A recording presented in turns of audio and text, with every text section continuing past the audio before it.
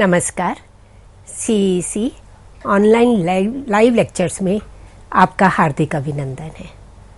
हिंदी साहित्य के अंतर्गत आधुनिक काव्य, आधुनिक कविता और उनके कवियों के बारे में हम चर्चा कर रहे हैं और इसके अंतर्गत हम छायावादी कवि जयशंकर प्रसाद और उनकी प्रसिद्ध रचना लहर की समीक्षा आज हम करेंगे।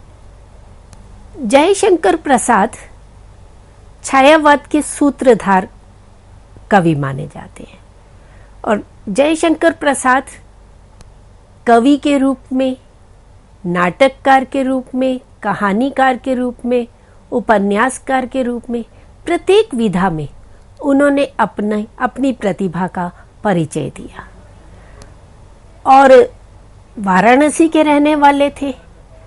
पूरा घर का वातावरण ही साहित्यिक था, सांस्कृतिक वातावरण था और 9 वर्ष की छोटी सी आयु में ही उन्होंने पहली अपनी कविता लिखी और इन्होंने लिखना जो प्रारंभ किया था वो ब्रज भाषा में प्रारंभ किया था, क्योंकि उस समय साहित्य की भाषा पद्य में ब्रज चल रही थी और गद्य का प्रारंभ हो गया था। आधुनिक काल आने के बाद गद्य में लेखन प्रारंभ हो गया था और गद्य की भाषा खड़ी बोली थी। तो भारतेंदु युग में हमने देखा कि कविता की भाषा ब्रज है और गद्य की भाषा खड़ी बोली है। उसके बाद द्विवेदी युग में खड़ी बोली का कविता के क्षेत्र में एक प्रारंभ हो रहा है और प्रसाद भी जब प्रारंभ में लिख रहे हैं तो वे ब्रज भाषा में ही लिख रहे हैं।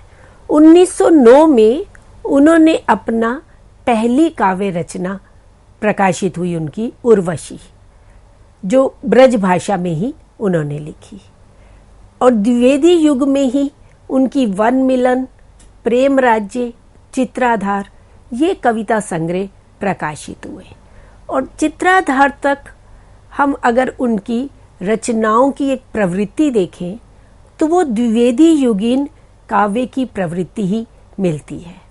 जो द्विवेदी युगीन इतिवृत्तात्मकता, एक मर्यादित श्रृंगार का वर्णन, एक वर्णनात्मकता की बात थी और जिस तरह से उसमें प्रकृति सौंदर्य का एक चित्रात्मक वर्णन था, वो सारा जो द्विवेदी युगीन प्रवृत्तियां थी वो चित्राधार तक हमें देखने को मिलती हैं। उसके बाद जब कानन कुसुम की रचना हुई, प्रेम पथिक की रचना की, तो यहाँ से प्रसाद जी की काव्य रचना का दूसरा पड़ाव देखने को मिलता है। अब वे रचना खड़ी बोली में कर रहे हैं, हिंदी में वो कविताओं की रचना कर रहे हैं, क्योंकि इससे पूर्व महावीर प्रसाद द्विवेदी जी जो सरस्वती पत्रिका के संपादक थे और उनके पास ब्रज में लिखी हुई कोई कविता आती थी तो वे उसको प्रकाशित ही नहीं करते थे और कवियों को वो स्वयं खड़ी बोली हिंदी में लिखने के लिए प्रेरणा दे रहे थे और उनसे प्रेरित होकर के ही मैथिली शरण गुप्त इतने हिंदी को अपना करके और उसको साहित्यिक परिनिष्ठित रूप उन्होंने प्रदान किया। उसी तरह से जयशंकर प्रसाद भी ब्रज भाषा को छोड़कर, चाहे ब्रज भाषा का लालित्य, उसका माधुर्य कविता के लिए बहुत आवश्यक और उपयोगी माना जाता था और खड़ी बोली को उस रूप में लालित्यपूर्ण नहीं माना जा रहा था, परंतु आगे चल करके जब जैसे जैसे हिंदी में रचना करनी प्रारंभ कवियों ने की तो उसमें भी वैसा ही माधुर्य, वैसा ही लालित्य, वैसी ही एक भाषा का सौंदर्य उभरने लगा। तो प्रेम पथिक और करुणालय की रचना की महाराणा का महत्व, ये काव्यात्मक रचनाएं थी और उसके पश्चात ये प्रबंधात्मक रूप थे। प्रेम पथिक भी, महाराणा का महत्व भी एक प्रबंध काव्य के रूप में, खंड काव्य के रूप में इनकी रचना करते हैं। झरना से प्रसाद का एक अलग रूप, एक और निखरा हुआ रूप उभर करके आता है, जिसे हम उनकी काव्य सर्जना की दृष्टि से तीसरा पड़ाव कह सकते हैं। झरना में उनकी भावनाओं का एक अवश्य आवेग उभर करके आता है, जैसे पर्वतीय धारा बिना किसी बाधा के निरंतर प्रवाहित होती है, उसी तरह से झरना की कविताओं में उनकी जो भावनाओं का वेग है वो बड़ी क्षिप्र गति से, तीव्रता से, बिना किसी रुकावट के बहता हुआ चलता हुआ दिखाई देता है। और फिर आंसू उनकी रचना, जिसमें उनकी जो पीड़ा, उनके अंदर जो वेदना थी, वो विरह काव्य के रूप में, जो हृदय के भीतर एक घनीभूत पीड़ा थी, वो वेदना आंसू के रूप में उभर कर आती है। और आंसू कालिदास के मेघदूत के समकक्ष माना जाता है, उसके बराबर उसको माना जाता है, विरह काव्य है। और इस आंसू के भी आगे चल करके लहर में भाषागत और परिष्कृति दिखाई देती है। झरना में एक उन्मुक्त भावनाओं का आवेग दिखाई देता है। आंसू में वेदना की अभिव्यक्ति हो रही है, मानसिक पीड़ा की अभिव्यक्ति हो रही है।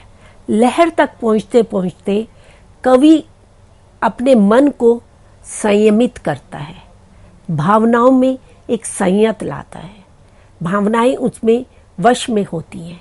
और यहाँ लहर में आते हुए वे जीवन की जो व्यथा है, वेदना है, उसको सहन करने से ऊपर उठ करके वहीं तक सीमित नहीं रहता, अब वो मानव प्रेम की ओर, मानवतावाद की ओर, मानव कल्याण की ओर अग्रसर होता है। तो आप झरना की कविताएं देखें, लहर की कविताएं देखें, तो दोनों में ये पर्याप्त अंतर दिखाई देगा। और इसके पश्चात कामायनी, जो एक कालजयी रचना के रूप में, जो केवल हिंदी साहित्य में नहीं पूरे विश्व साहित्य में अपनी एक विशेष पहचान बनाती है। और इसकी रचना 1935 में हुई, लहर की रचना 1933 में हुई, तो लगभग एक जैसा समय है। और ये दोनों ही रचनाएं प्रसाद जी की प्रौढ़ कृतियां मानी जाती हैं। उसमें उनकी हिंदी भाषा की दृष्टि से, विषय की दृष्टि से, अभिव्यंजना शिल्प की दृष्टि से ये परिष्कृत रचनाएं मानी जाती हैं। तो ये तो मित्रों हमने बात की कविता के संदर्भ में, उनकी जो काव्य रचनाएं थी, जो उनके कविता संग्रह थे, और कामायनी जैसे महाकाव्य की बात की। अब मैंने जैसे प्रारंभ में कहा था कि वे एक उत्कृष्ट नाटककार भी हुए हैं। जैसे उपन्यास के क्षेत्र में प्रसाद का, प्रेमचंद का नाम है। जब भी उपन्यास की बात की जाती है तो उपन्यास के विकास क्रम को देखते हैं, तो वहां हम कहते हैं प्रेमचंद पूर्व उपन्यासकार, प्रेमचंद कालीन उपन्यासकार और प्रेमचंद परवर्ती उपन्यासकार। इसी तरह से नाटकों की जब हम बात करते हैं तो नाटकों में प्रसाद ध्रुव माने जाते हैं। तब हम कहते हैं प्रसाद पूर्व नाटक, प्रसाद और उनके समकालीन नाटक, और प्रसादोत्तर नाटक। तो नाटक के क्षेत्र में इनकी अपनी एक विशेष पहचान रही है। और नाटकों में भी वे इतिहास को आधार बना करके, ऐतिहासिक पृष्ठभूमि में इतिहास को लेकर के उसे जातीय सांस्कृतिक चेतना से जोड़ते हुए आधुनिक बोध को प्रस्तुत करते हैं। प्रसाद जी के प्रमुख नाटक हैं विशाख, अजातशत्रु, कामना, जन्मेजय का नाग यज्ञ, स्कंदगुप्त, एक घूंट, चंद्रगुप्त, ध्रुव स्वामिनी। अधिकांशतः नाटक ऐतिहासिक नाटक हैं। और इन नाटकों की अभिनयता को लेकर, रंगमंचीयता को लेकर प्रश्न चिन्ह भी लगाए गए कि ये नाटक रंगमंच के पर अभिनय नहीं किए जा सकते। पर हम देखते हैं जितना प्रसाद के नाटकों का मंचन हुआ, उतना शायद ही किसी अन्य कवि के नाटककारों के नाटक का हुआ होगा। तो अनेक आलोचकों द्वारा प्रश्न चिन्ह लगने के बाद भी उनके नाटक सर्वाधिक अभिनीत किए गए। इसी तरह से इन्होंने उपन्यासों की भी रचना की, तितली, कंकाल और इरावती इनका अपूर्ण उपन्यास रहा। इरावती की उपन्यास लिख रहे थे और तभी इनकी मृत्यु हो गई थी, और जिसके कारण ये उपन्यास अपूर्ण ही रह गया। और इनके प्रसिद्ध कहानी संग्रह हैं प्रतिध्वनि, आकाशदीप, आंधी और इंद्रजाल। ये इनकी कहानियां प्रसिद्ध रही। इनमें जो रचित कहानियां हैं, काफ़ी रचनाएं कहानियां पाठ्यक्रम में भी लगी हुई हैं। और ये कहानियां जैसे गुंडा कहानी है प्रसाद की, बड़ी प्रसिद्ध रही। पुरस्कार कहानी बहुत प्रसिद्ध रही। तो इस तरह से इनकी कहानियां भी अपनी एक विशेष पहचान रखती हैं। अब हम बात करते हैं मित्रों लहर को लेकर के, जो हमारा आज का विषय है। लहर की समीक्षा करेंगे, जो इनका एक कविता संग्रह है, और इसे एक हम श्रेष्ठ गीति काव्य के रूप में कह सकते हैं, क्योंकि लहर की जो कविताएं हैं वो प्रगीत हैं, गीत के रूप में हैं, वो गाई जाती हैं, उनमें गेयता का गुण है, और एक श्रेष्ठ गीति काव्य के रूप में लहर की पहचान है। झरना में संकलित कविताओं में भावनाओं का अवश्य आवेग है, तो आंसू में हृदय की गहरी पीड़ा को अभिव्यक्ति मिली है। परंतु लहर में न तो झरना की भांति भावनाओं का आवेग है और न घनीभूत पीड़ा जो हमें आंसू में दिखाई देती है। इसमें कवि जन जीवन के सूने तट पर सिकता की रेखाएं उभार कर एक करुणा का संगीत सुनाता प्रतीत होता है कि जीवन में जो संघर्ष, जो वेदनाएं, जो पीड़ाएं कवि ने सहन की, जिनमें से वे गुजरा, अब वो प्रवाह झरना में निकलता है, वो आंसू में निकलता है, परंतु लहर तक आते आते वे भावनाएं संयत हो जाती हैं। अब वो अपने जो घनीभूत पीड़ा है उसे जन जीवन के में जो एक सूनापन है, एक नीरसता है, एक शुष्कता है, तो उस पर करुणा की संगीत सुनाता है। अपनी कविताओं के, अपने गीतों के माध्यम से एक करुणा का संचार, करुणा का प्रसार करते हैं। लहर की जो कविताएं हैं, इसमें कुल 33 कविताओं का संग्रह है, जिसमें से 4 कविताएं आख्यानक कविताएं हैं, लंबी कविताओं के रूप में हैं, और शेष जो 29 कविताएं हैं वो विविध विषयों से जुड़ी हुई हैं। उसमें हमें इंद्रधनुषी छटा दिखाई देती है। कोई प्रेम से संबंधित है, प्रकृति से संबंधित है, कवि के आत्मपरक रचनाएं हैं, रहस्यवाद से जुड़ी हुई हैं, और कुछ रचनाएं इस तरह की है जो बौद्ध दर्शन से, बौद्ध धर्म से प्रभावित होकर के रची गई हैं। तो जो 29 रचनाएं हैं उनमें से आधी से ज्यादा रचनाएं प्रेम परक हैं, जिनमें प्रेम को अधिक महत्व दिया गया है। और प्रेम का स्वरूप भी प्रसाद अपने अतीत के साथ जोड़ करके करते हैं। प्रेम की आकांक्षा को लेकर, मिलन की आकांक्षा को लेकर, अपनी अतीत की स्मृतियों को लेकर के, और जिस तरह से प्रेम के लिए उनके मन में एक मधुर भाव था, उसे वो अपने गीतों के माध्यम से प्रस्तुत करते हैं। जैसे वे कुछ दिन कितने सुंदर थे, अतीत की स्मृतियों में जा रहे हैं। जब बात करते हैं अपने यौवन काल के समय में, अपने प्रारंभ के प्रेम के समय की, कि वे कुछ दिन कितने सुंदर थे जब सावन घन सघन बरसते, इन आंखों की छाया भर थे। तो इस तरह से अतीत की स्मृतियों को याद करते हुए वे गीत की रचना कर रहे हैं। पहले प्रेम के लिए मिलन की आस होती थी, एक आकांक्षा रहती थी कि कैसे, कब प्रिय से मिलन होगा, कब उन्हें मैं अपनी बाहों में भर लूंगा।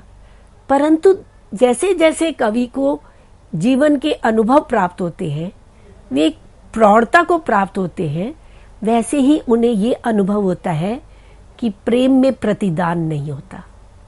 हम प्रेम कर सकते हैं, परंतु बदले में भी हमें वो प्रेम मिले ये आवश्यक नहीं है। और फिर वो प्रेम में प्रतिदान की आकांक्षा ही नहीं रहती।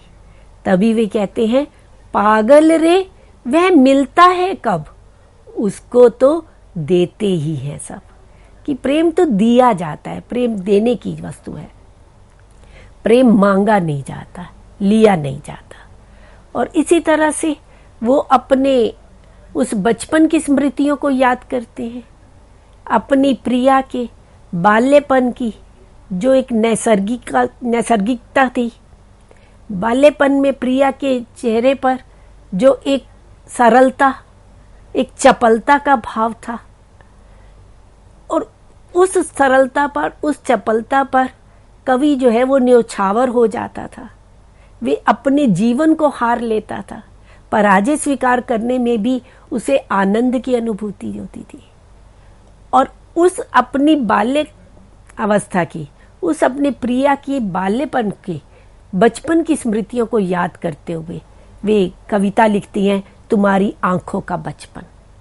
उसमें वो कहते हैं, वो याद करते हैं कि बाल्यकाल में जो तुम्हारी आंखों में एक अल्लड़ता का भाव था, एक सरलता, एक मुग्ध कर देने का, एक निश्चल भाव था, चपलता का भाव था, क्या आज भी वो विद्यमान है?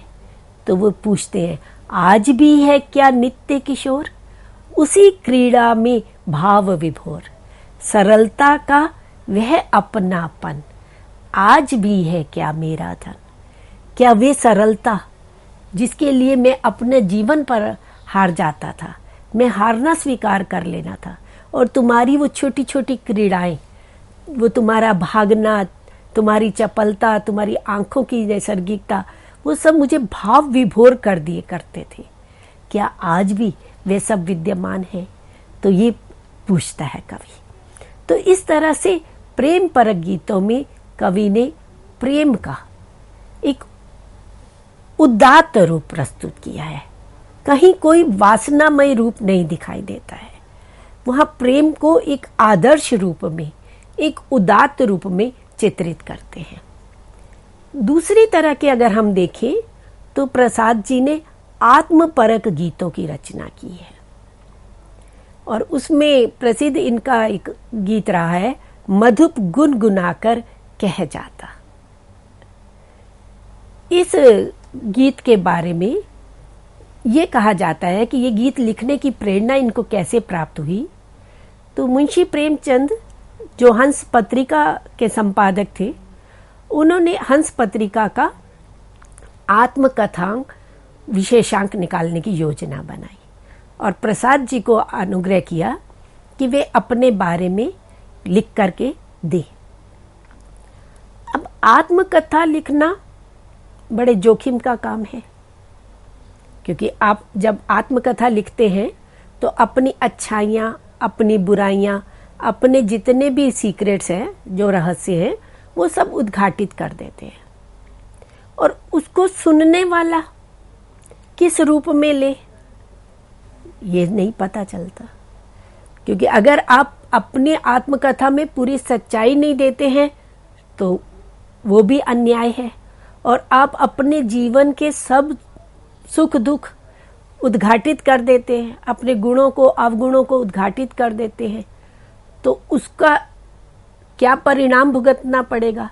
लोग उसको सुन करके क्या प्रतिक्रिया करेंगे? उसका उपहास करेंगे, मजाक उड़ाएंगे। तो ये सोचते हुए वह ये कविता लिखते हैं और ये कविता भेजते हैं प्रेमचंद जी को। आत्मकथ्य के रूप में है ये, और ये आत्मकथ्य वो इस तरह से प्रस्तुत करते हैं कि ये फिर हंस पत्रिका के मुख पृष्ठ पर छपी थी। आत्मकथा प्रसाद जी ने नहीं लिखी, पर इसमें उन्होंने ये बता दिया कि छोटे से जीवन की कैसे बड़ी कथाएं आज कहूं। क्या ये अच्छा नहीं कि औरों की सुनता मैं मौन रहूं?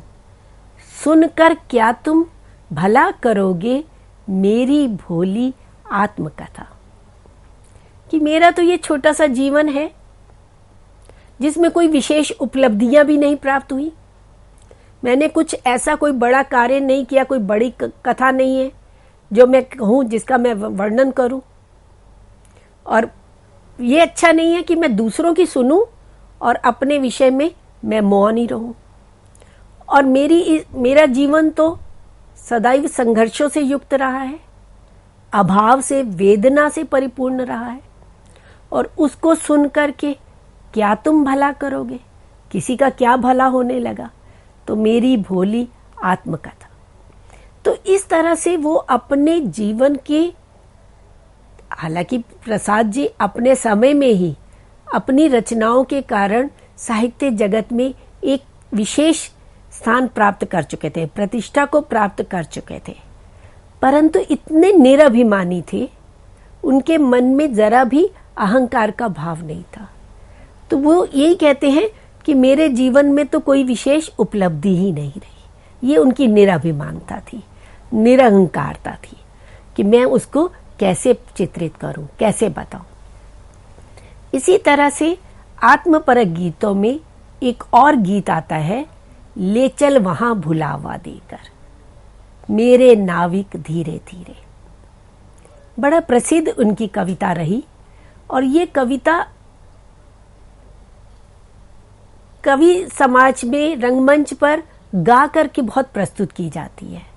और प्रसाद के बारे में इस कविता को लेकर एक ये आरोप लगा दिया जाता है कि ये पलायनवादी कविता है, कि कवि जो है वो निराश होकर के, जीवन से हताश निराश होकर के पलायन की बात कर रहा है।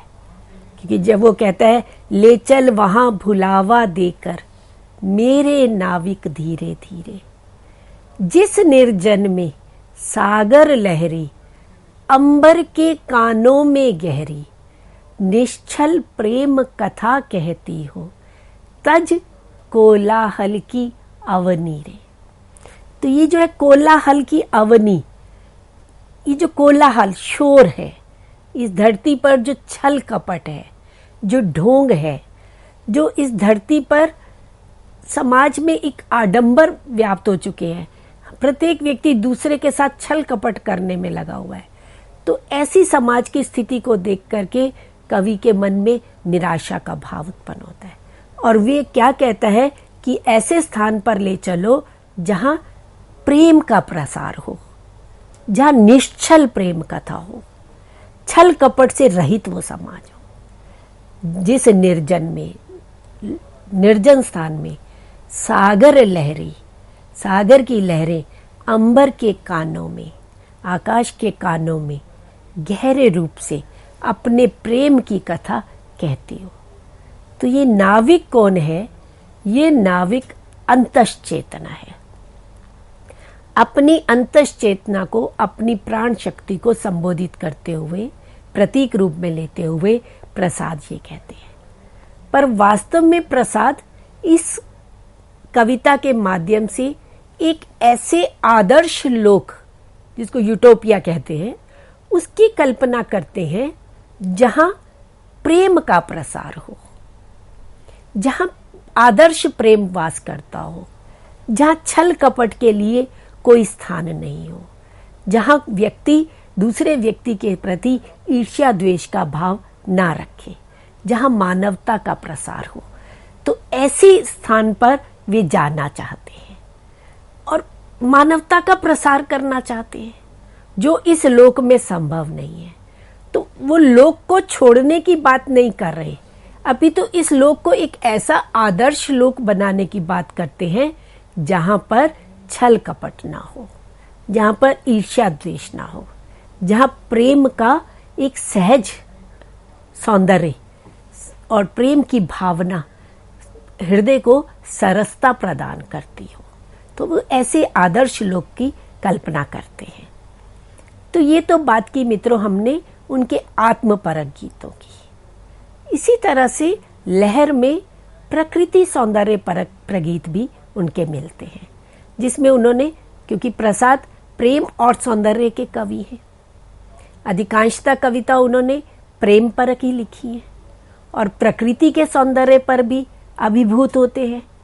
प्रकृति के कण कण में सौंदर्य विराजमान है और उस सौंदर्य को के प्रति अभिभूत होकर वे प्रकृति का आलंबन रूप में और उद्दीपन रूप में चित्रण करते हैं।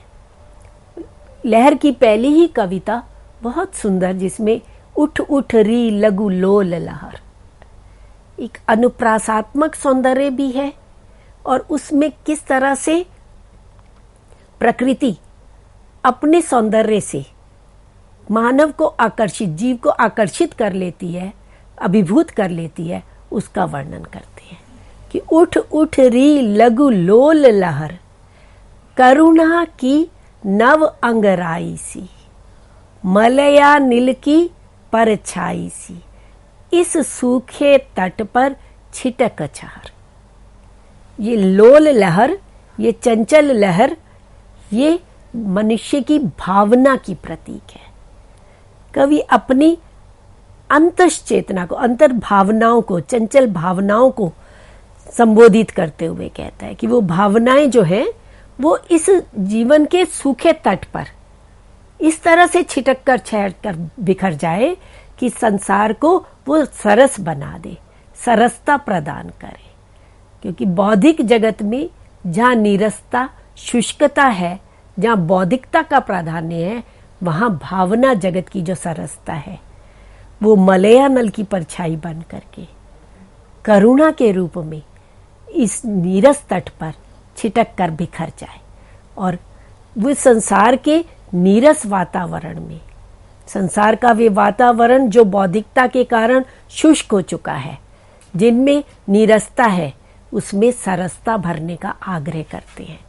वो कहते हैं तू भूल ना री पंकज वन में, जीवन के इस सूनेपन में, ओ प्यार पुलक से भरी ढुलक, ओ अचूम पुलिन के विरस आधर।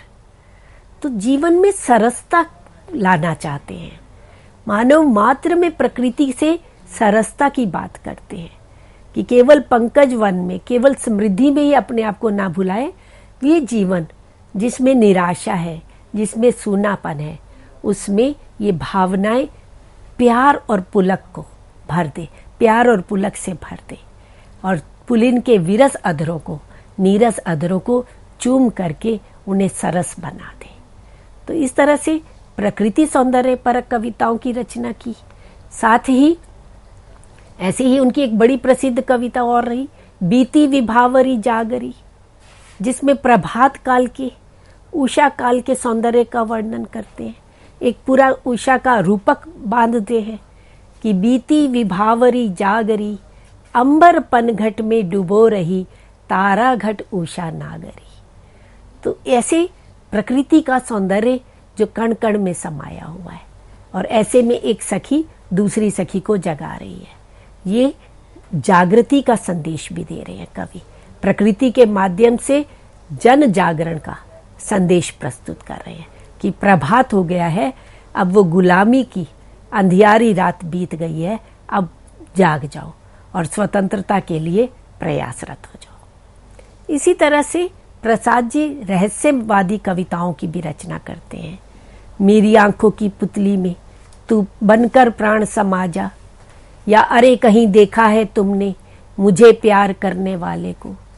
तो ये उन्होंने रहस्यवादी कविताओं की रचना की। इसी के साथ साथ आध्यात्मिक और दार्शनिक चेतना से युक्त भी गौतम बुद्ध के बौद्ध धर्म से प्रभावित होकर, उनके करुणा मानवतावाद से प्रभावित होकर के वे अरुवरुणा की शांत कछार कविता, वसुधा के अंचल पर कविता की रचना करते हैं। हे सागर संगम अरुण नीर, इसकी रचना करते हैं। तो ये आज हमने लहर में जो कविताएं संकलित हैं उनकी समीक्षा की, उनके बारे में चर्चा की। आज की इस चर्चा को यहीं समाप्त करते हैं। नए विषय के साथ पुनः प्रस्तुत होंगे। धन्यवाद।